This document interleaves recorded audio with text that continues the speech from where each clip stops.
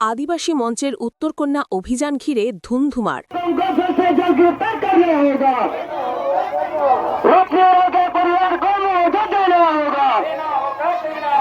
রণক্ষেত্র তৈরি হল আদিবাসী মঞ্চের উত্তরকন্যা অভিযানে।